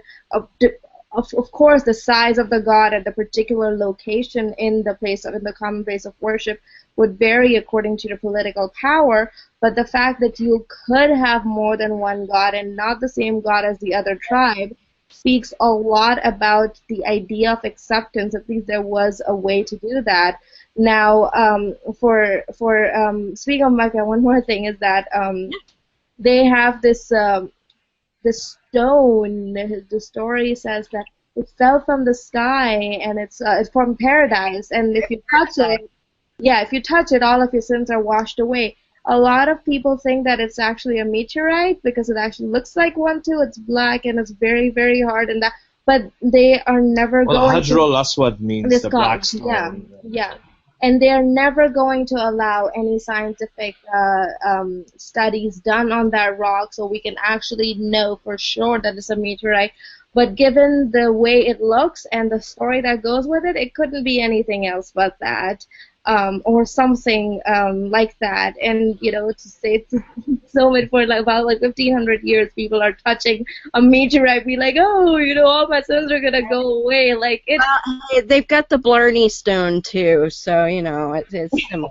It's very fascinating. Religious beliefs are intense. And to me, it's like, and I have the same beef with Christianity. It's like basically with stuff like that, you can be the biggest asshole bastard you want to be, and it's like, oh, Jesus, forgive me, or oh, I'm going to go touch the stone, and like, oh, now I'm all good, yay. And then you go and be an asshole again for a few more years, and whereas with humanism and secularism, it's like, no, if we're an asshole, then we're always an asshole, and we're going to end up, so restricting. I mean, that is the one thing I do miss about being young. It's like, we could go to, because we lived in Saudi Arabia, so we used to do our Umrah, the sort of rites around in Mecca, pretty much every as a family. And I used to look forward to it because, you went there and all your sins were wiped away. So, yeah, I never really had a lot of the, guilt that people have, when they grow up. They should have learned more from the Catholics, because those guys, they do the washing away, but they heap the guilt on top of it. They give it weekly. Good balance. Sometimes bi-weekly. Yeah, the horror of taking responsibility of your actions. Terrible. It was nice when it could all get wiped away. Yeah, it's like, oh, well, the fact that I punched my brother in the nose last week. That's okay. I broke Mom's dish, and now I'm all, I'm forgiven now. Yay. God, my mom held on to a grudge. She must have missed that day in church. I guess so. Well, let's take another break. It's time to hear the logical fallacy for the week, and then we'll come back and chit-chat a little bit more before we wrap things up. So let's do that whole green share thing again. Excellent. Fix my makeup. Yep. Fix your makeup there and powder your nose and all of that fun stuff. Yeah.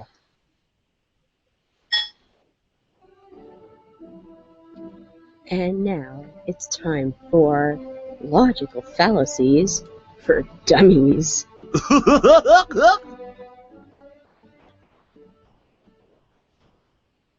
On this week's logical fallacy for dummies, I'm going to talk about the ad hominem fallacy. Pardon my French, but you're an asshole! One of the most prevalent, if not the prevalent, logical fallacy found on the internet and in debates and political speeches worldwide. The logical fallacy of ad hominem occurs when the person speaking is being attacked other than the ideas they may be presenting. It happens everywhere, and the internet is one of the favorite places for people to use ad hominem because they appear to be anonymous, they can hide behind a pseudonym, and they don't have to face the person they're insulting right in front of them. So they tend to be more harsh and say things they may not otherwise say. Where the fallacy comes in is the ideas being presented really don't have anything to do with the person presenting them. So by insulting the person, you're really not discrediting what their ideas are by any stretch. You're only trying to make them look bad and hope that people will just assume that if they're a bad person, their ideas must be bad too. But that just doesn't follow. You need to discredit the idea on its own merit and not just because you don't like or don't think anyone else should like the person speaking.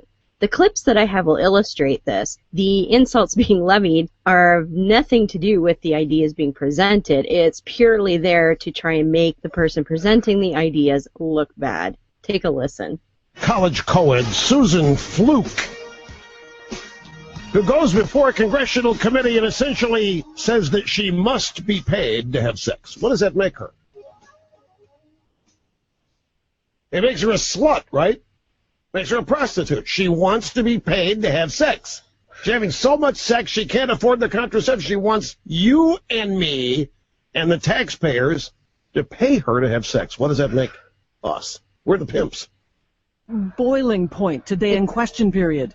Environment Minister Peter Kent chided the NDP's Megan Leslie for missing an international environment conference. If she had been in Durban, would have seen... Trouble is, the government had blocked opposition MPs from attending as part of the Canadian delegation.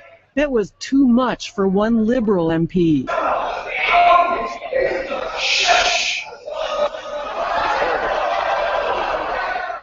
I called him a piece of excrement. It was in such poor faith that he did that. I lost my cool. This is right-wing Christian radio host Rick Wiles. Let's listen. I don't know what it will take for the U.S. military and intelligence community leadership to wake up and realize that an Islamic jihadist is in the White House. As American citizens, we no longer have protection from the Muslims because they have infiltrated Washington and put one of themselves in the White House. Why do you think Jihad Berry did not attend the massive march of people in Paris along with all the other world leaders? It's because he is for the jihadists. He's not against them. Barack Obama is a Muslim jihadist. I hate you. You don't think God is real because you're gay and stupid. Why don't you stop being gay and stupid and go have sexy time? I bet you have sex with monkeys because evolution says so, Mr. Gay and Stupid. Haha, bitch. No, you are not an atheist, you are a gay theist. Lol, lol. They should call you Richard Dickens because you're so busy sucking off Bill Maher and those Labour Party dipshits. You can't do anything else. Oh, and your science books are shit. Not as shit as God Delusion. Dude, it was so poorly written, it was a waste of toilet paper, motherfucker. So first up, we have our friend Rush Limbaugh going on about Sandra Fluke. I can't even get her name right. Ugh. So she's the lawyer that testified before Congress about the need for contraception to be covered in health insurance. What Limbaugh is doing here is twisting her argument around. He's saying that she must be having so much sex that she's a slut and can't afford to actually pay for birth control, which of course is utter bullshit. He's just trying to discredit her valid arguments about why contraception should have been covered under health insurance. Nice one, Rush. Next is a great one from Canadian politics from 2011. Our now leader of the opposition, Justin Trudeau, got into a bit of a kerfluffle there, and he went and called the other member of parliament a piece of shit.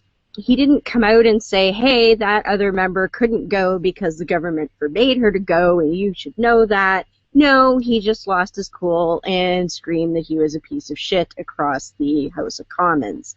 Real good there, Justin. Then we have a fellow by the name of Rick Wiles, who's saying that Barack Obama is a Muslim jihadist. Yeah, that's real believable. I had to actually listen to it a couple of times before I realized that Jihad Berry was Wiles' nickname for Obama. Really, yeah, highly ineffective. And last but not least, we have some of the, quote, love letters that were sent to Richard Dawkins, and he's reading them aloud. The person that he's reading doesn't have anything to say about why Dawkins might be wrong, other than to call him names and say that, you know, he likes to fuck monkeys and whatever.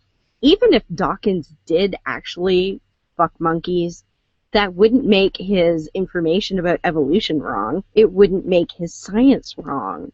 Because having sex with animals doesn't necessarily mean that your facts are incorrect. It just means that you need to go on more dates with people. Oh, and I do want to point out that I, of course, do not think that being gay is a bad thing, but, you know, it's Christian logic, so they don't really understand these things.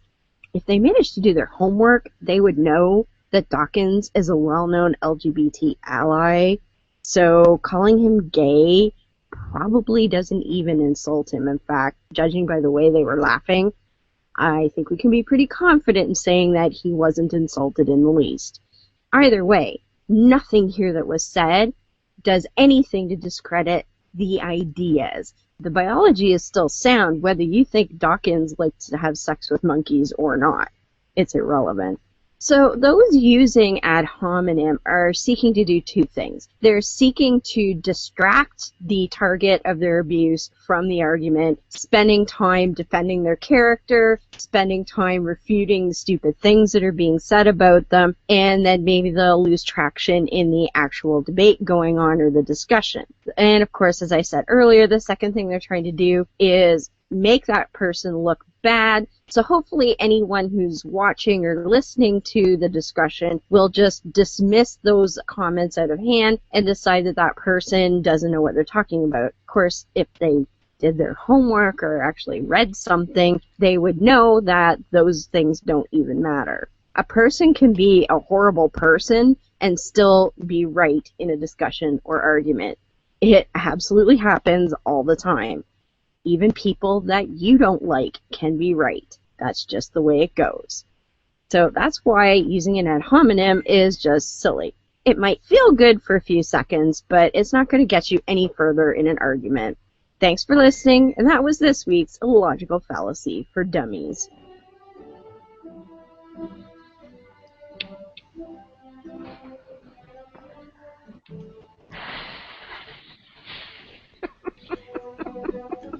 You enjoyed that, did you, Beth? Yeah, that. I know. I've got to be wearing off on you. Rick Wild? Yeah, who is that guy? I have no idea who he is. Trust me, you're not missing anything, but he is... He's part of the right, as I call them, the extreme right wing, that want the theocracy. They want to bring Sharia law to the United States. Although they have no clue what they're doing. But yeah, he's a piece of work. But Rush Limbaugh? That was a really good ad hominem, man. Like, yeah,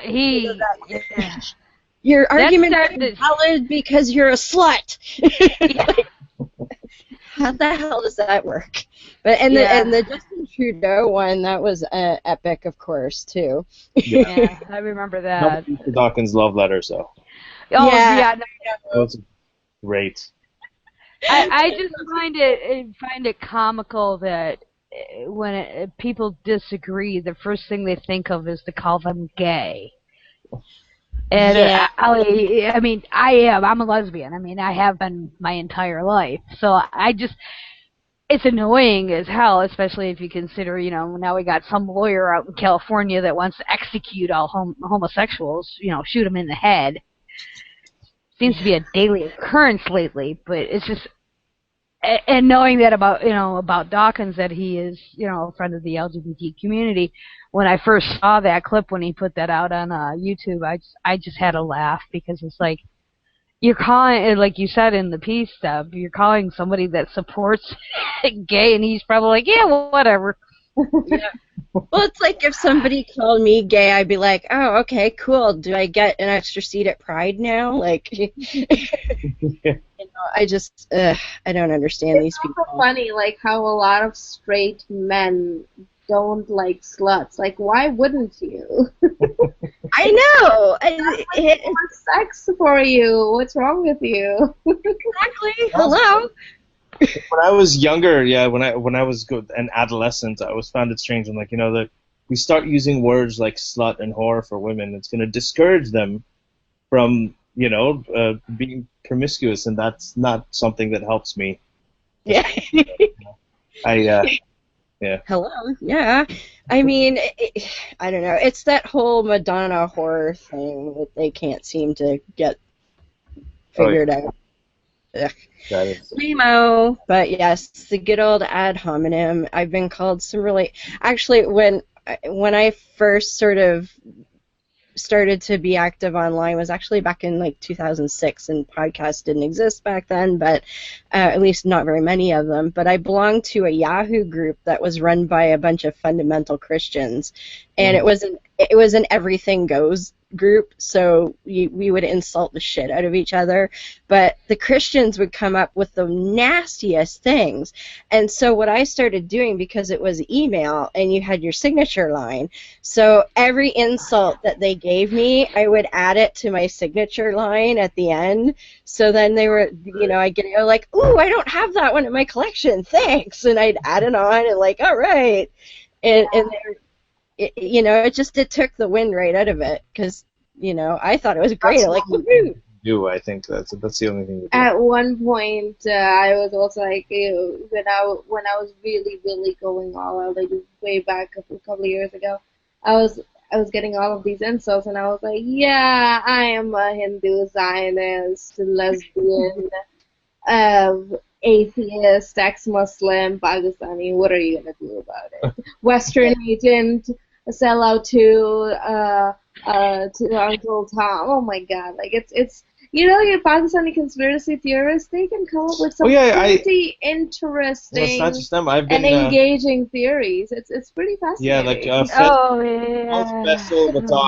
Faisal Mattar and I have been called Uncle Toms by white people, and I always thought that was incredibly entertaining. So all these things, like, they happen. Whenever someone does that, they're running out of arguments. Well, yeah, exactly, and that's what it comes down to. They either are out of arguments or they never had one to begin with. Yeah. What's also interesting is that these people seem to think that in order to have an opinion, you must be funded by CIA. I'm like, I wish that, because like I'd be making shitloads of money just for like. Yeah. But, for them to say that the reason you left Islam, or the reason you reject Islam and don't believe in patriotism and things like that, is because America is paying them, like, it's just like... Yeah, paying you off, you live in Canada. Yeah. So, it's very interesting. There are a lot of folks. Do you think the conspiracy theorists in the U.S. are crazy? Just wait till you hear some of the theories Pakistanis come up with. I have not heard that yet, so that would be fun. Although, what was it, a couple of weeks ago, I found in my Facebook messages under Other, because it had been sitting there for a few days, but somebody called me the Antichrist Killer of Worlds. I thought that was pretty epic, so I was like, hey, thanks, man. That's fine. We can go with that. I just get told to go die. I get told you're just a hater of religion. I'm like, yeah. And, yeah, I'm like, okay, and that's supposed to insult me how? Tell me something. Also a hater of the KKK and racism, and Yeah. I have been called a racist and Islamophobe on Twitter a couple of times, and I was like, yeah, okay. So what race is Islam exactly? Because I've seen all kinds of folks that are Muslims. So what race is that? Yeah, exactly? that's the thing. I've said this before too, is that if you're saying that criticizing Islam is racist, then you're automatically assuming that all of Islam is a race. What does What does that make you? If you take 1.6 billion people and you're considering them all to be like one race that you can be racist against, that makes you a racist. So, yeah. My favorite one was a guy on Twitter who called me a racist, and I was like, okay, well, if that, whatever, I don't believe that, you're stupid, whatever. And he's like, well, I've now humiliated you. I'm like, no, you haven't. Yes, I have. I've humiliated you as a racist. I'm like, this is me not caring. And then he was like, no, humiliation means that someone else thinks you're bad. I'm like, no, I'm pretty sure it means that I think I'm bad, and I don't. And this whole, like, I think it went over like a day and a half of sporadic messaging. He was like, I have humiliated you. I'm like, you're just an idiot. That is a point, I think, to Alishba's point earlier, is when an ad hominem is somehow justified, possibly. It's like when you just have like that kind of repetition. Or effective. Well, I find it most effective in, like, a lot of civilized debates, and you can be like, okay, that's an incredibly stupid thing to say. Why would you say such a stupid thing when you're such an intelligent person? Those things, like, the shit sandwich works. Like, no matter what anybody tells you, shit sandwich always works. Well, if you're saying that idea is stupid, you're not necessarily saying that person is stupid. You're saying you've just said something that's really dumb. So what's your excuse for that? Or can you make that a little less dumb? That's a little bit different. You have all these arguments about tone and what kind of tone you should use, and I find that another sort of distractionary thing, when people want to deflect from the discussion happening, is because the tone is really, like, different tones work on different people. You look at the civil rights movement. Rosa Parks didn't say a word. She just sat on a bus and refused to move. Martin Luther King was more of a diplomat. He was more interested in outreach, chose his words carefully. Malcolm X was just pretty much militant. And he's like, fuck this, I'm going to say what I'm going to say. And he was very angry. So, and all of those approaches have their place. I mean, I see this a lot with a lot of the, I guess, a lot of the sort of younger atheists that I meet. They're like, well, Dawkins' approach, he's become a little too militant now. He's become a little too aggressive now. So, you have a short memory.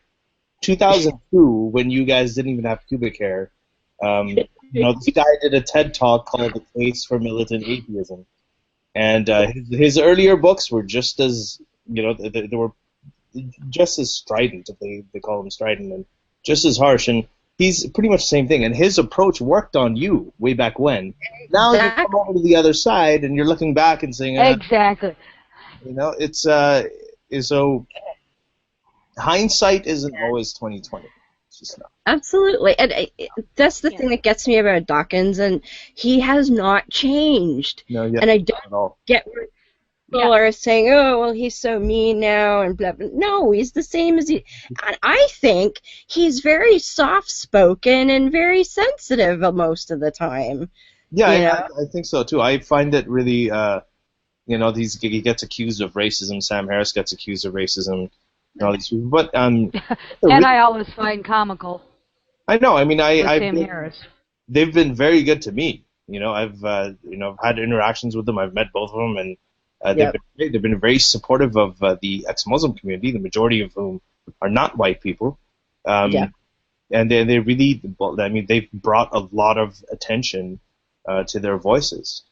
So I think that a lot of these groups, like a lot of the ex-Muslim groups. And I don't necessarily identify as an ex-Muslim, even though I'm happy to take on the label. But because I don't feel like I prefer born-again atheist or born-again skeptic. But but I actually, I think a lot of them do have a lot of prominence, and they're known now because these people really helped it along. It really helped them. Well, that's where it comes down to is, I mean, if I would have read Dawkins back when I was first deconverting from Christianity, I probably would have changed overnight. Mm-hmm. Yeah. Instead of taking 10 fucking years. Yeah. I mean, yeah, if I would have read God Delusion, it probably would have been overnight. And I know people who have decided, well, God doesn't exist, that's that, and then they go on with it. I know people who have, that would be you. and like, for people like me who, it took a long time, and I did it solitary. It was, I started in 89, and it took me till almost 1990 before I even admitted to myself I was an atheist. I mean, I went through the whole agnostic phase, and atheist agnostic or agnostic atheist, and then eventually I'm like, you know what? I finally said it. You know, it took me a good 10 years before I even admitted to myself. And then to actually tell people, that was probably another 2 years. Mm-hmm. I think for me, when the God Delusion came out, it was an affirmation. Because, you know, until then... Exactly. Sort of like trolling my relatives and saying stuff to, you know, my friends and stuff and just pissing them off. Like, you know, I just thought I was the only annoying person who secretly thought that all of this stuff was bullshit. And then when it came out, and, you know, before that, like when I was 14, 15, my cousin had a whole collection of Bertrand Russell books. So I did read a lot. I just found what I liked about the God Delusion is that it, you know, the God Delusion had all the same arguments. I think he wrote it in a very nice. I mean, Dawkins is still a great writer. He always was one of the best out there. Just in terms of how well he articulates himself and how clear he is with his writing. So as a writer, I really appreciate him. But when he wrote the God Delusion, I was just like, this is just the clarity in this and the flow and everything. It's so good and what he did was he kind of made the same case that Bertrand Russell did. In a very assertive, in a way that kind of was empowering. That okay, you know, we can actually talk about this. We can actually have this conversation. And I think it was, sort of changed everything. Because before that, it was kind of it was a slap in the face. Whereas you know, in Bertrand Russell's time, you know, in his heyday, I mean, you couldn't be outspoken.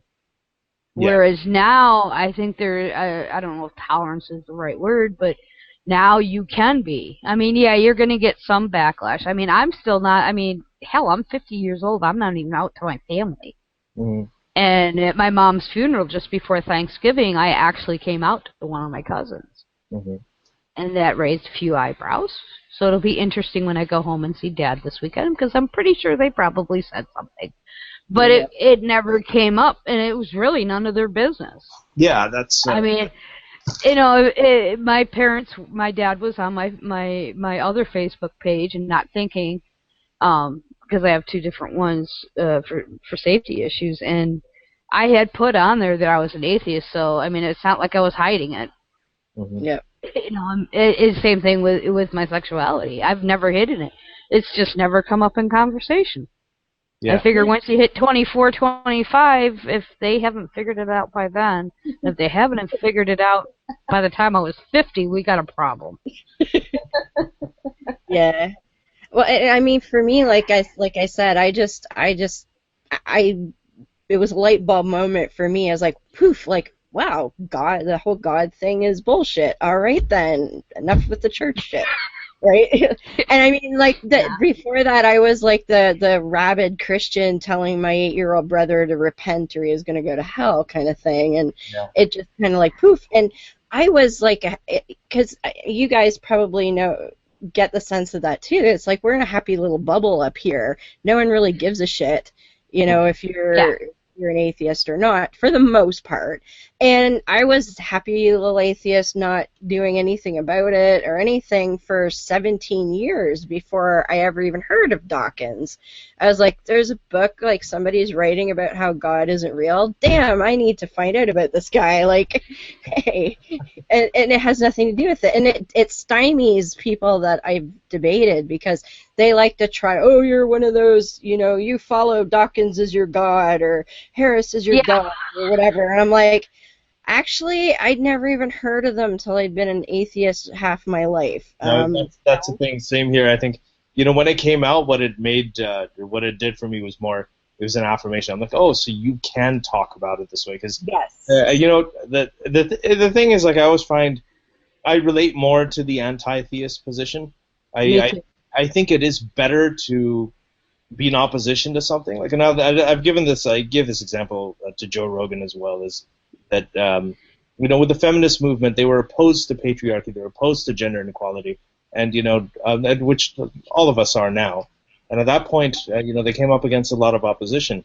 So you could be anybody, and you could be a feminist if you're opposed to those things. So it was really a movement in opposition to something that they don't want to see anymore in society.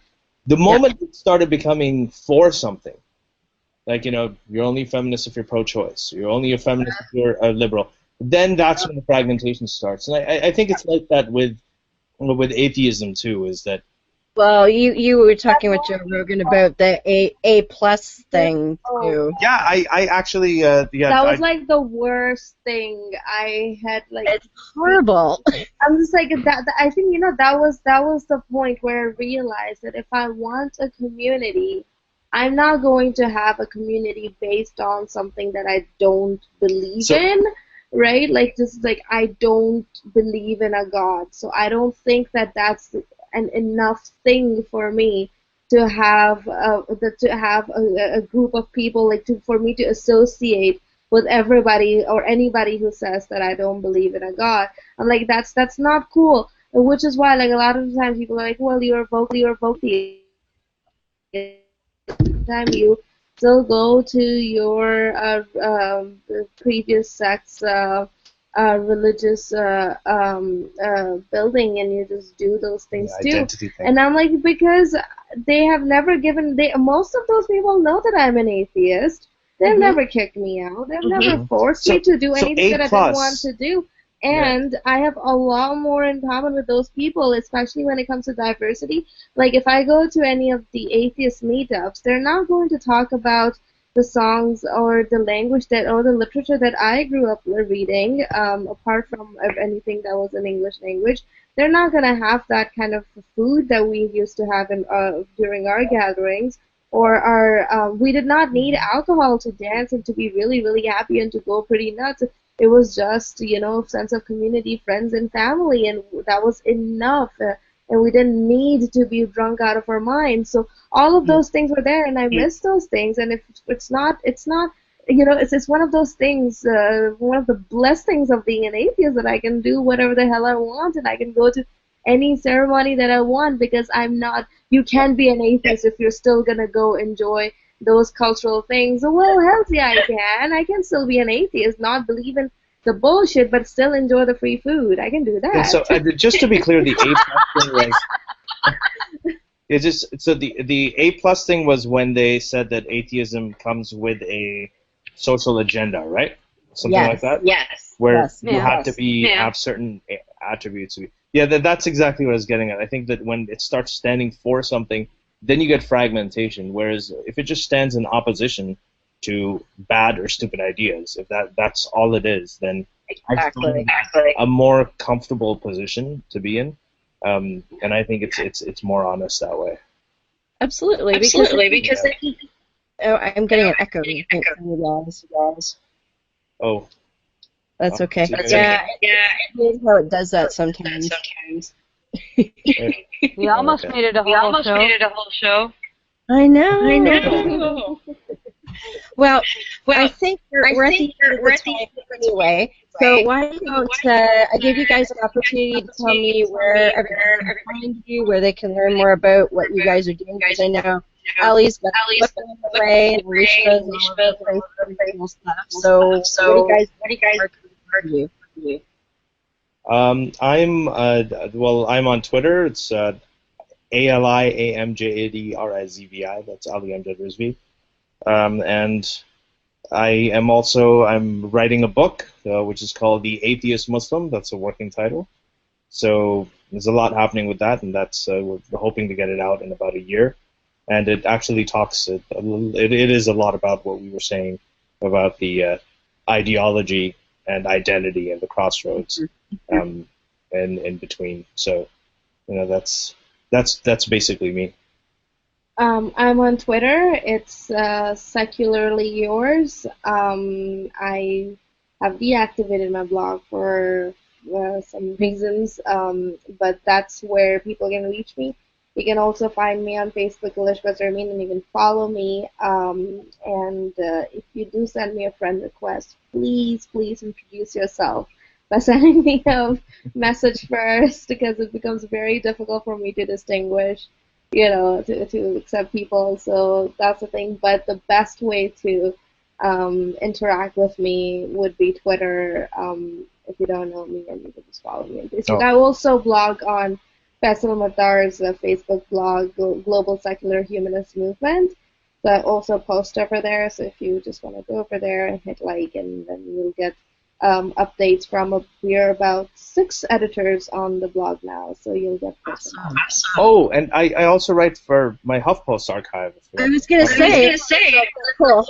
I forgot because see the CIA and Mossad pay me, but HuffPost doesn't pay me shit. So I just wanted to. No, I'm kidding. I love HuffPost.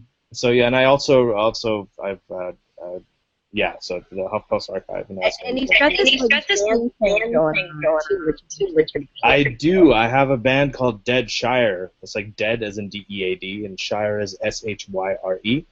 And we just played, I think, 2 Saturdays ago. That's right. That's right. And Deb, you were there, and we had a good time. And I had a little bit of laryngitis. I was recovering from it, and now I'm a lot better. My falsetto is coming back slowly. And we haven't. That was a fun night. We are on Facebook. We have a 5-song EP that came out a little while ago. That you can actually get on iTunes. You can stream it on Spotify or whatever. So it's hard rock music, and it's a lot of fun. It's very good. It's very good. And listen to it. Yeah. Awesome. And Beth, you didn't make it through the whole show last week, so I had to kind of plug you on your behalf. So. Easiest way. Twitter. @Dune998. That connects to my blog and Facebook and all that stuff. Awesome. Yeah, and Beth's a prolific blogger. He's finding all kinds of specializes and batshit matters. So there's a lot of them down in your neck of the woods, unfortunately, and she can. Okay. It's great. Yeah. Awesome. Well, thank you so much for joining us. It was great talking to you. Learned a few things. Thank you for having us. It was fun. You're welcome. Let us know when you're up in the Thank you. Yeah. Yes. Well, I don't know. If I things happen that I was thinking, there's a on the 16th. I don't know. Spencer was posting about it. Looks like it could be good. Ooh, we got some. That you guys? No, I don't think so. Yeah. Okay, well, it's cleared up now. I think. Oh, that's her cue. Probably half a year. But again, thank you, and maybe I'll do this again sometime. So I'm going to close out the show with our friend because human is free.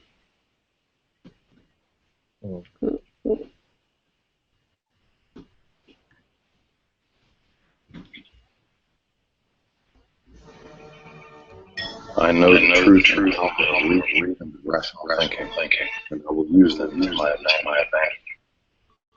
I know the truth and power of educating myself and of expanding my intellectual boundaries, and I will educate myself. I know the truth and power of vanquishing ignorance, and I will do so whenever the opportunity presents itself. I know the truth and power of morality without supervision, and of true and accurate righteousness. I know the truth and power of obliterating tyranny, be it intellectual, emotional, or philosophical, and will work toward that goal whenever and however possible. I know the truth and power of human ingenuity. I know the truth and power of human compassion, and I will be mindful of the welfare of others. I know the truth and power of equality and fairness for all living things. I know the truth and power of the importance of our families, our friends, and our fellow men and women. I know the truth and power of human stewardship of our lands, our waters, and our skies, and I will try to act to preserve our environment. I know the truth and power of the sciences of mathematics, of physics, and of chemistry, and of the important role of these disciplines in understanding the workings of this cosmos. I know the truth and power of the rejection of all notions or beliefs that reside in the supernatural or the superstitious. and of those notions or beliefs that we are not supposed to be able to explain. And I know that these rejections are necessary for humankind's survival. I am a human being with a free mind, liberated from irrational influence and from unreasonable dogma.